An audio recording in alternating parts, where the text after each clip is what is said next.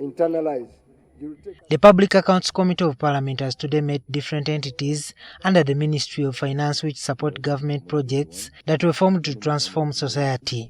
They were appearing before the committee to answer to queries in the 2023-2024 Auditor General's report.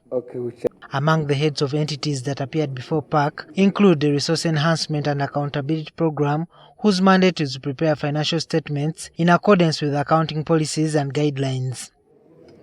The entity had a financial year budget of 72 billion shillings, but MPs queried why 20 billion shillings was spent on salaries. But a breakdown of the wage and what you pay for 20 billion under this project. Because if you are saying resource mobilization, they say they went to mobilize money from Mbale. They will give us those who went to mobilize and how they were paid. The committee is also demanding to have audit reports of RIP for the past 2 financial years and documents about all beneficiaries who got the 20 billion shillings. They went to Kenya. How did they do it? Because this could be another way of public expenditure. Which is I understand whether it is there's value for money in that. These people from the heads of the ministries you see here, chairs and co-chairs, they don't earn salaries from. The Investment for Industrial Transformation and Employment is another entity which has been under the spotlight. The agency got a $218 million budget for 5 years. Its role is to create private sector manufacturing jobs and increase incomes across Uganda.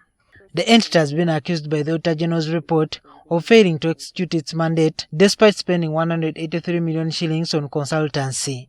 And you have all these consultants and don't perform. We don't have experts, but we also get consultants who are experts in the field.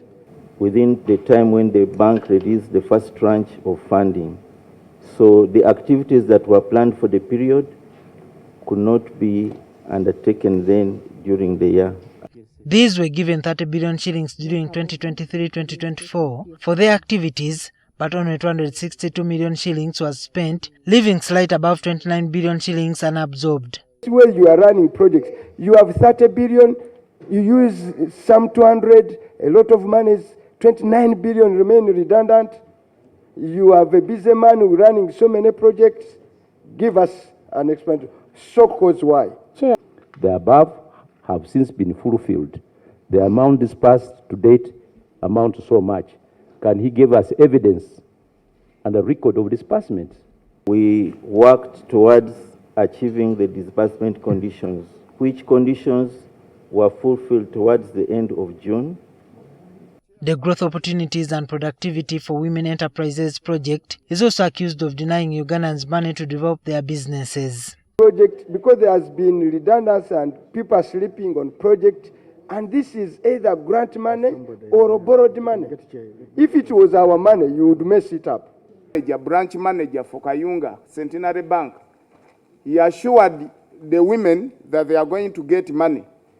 But the assurance was given today. The following morning, women gathered at the bank, and all the money had already been distributed within Kampala. The biggest challenge right now is that the demand for the loans is too high. Chair, I can give you an example.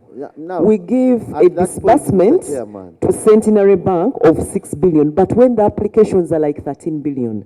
So we are trying to say the demand for women that are in business that need money is too high. We need to think beyond even the 120 billion.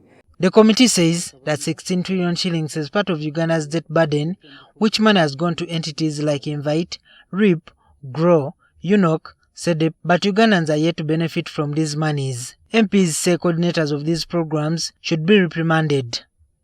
Juma Kiria, NTV.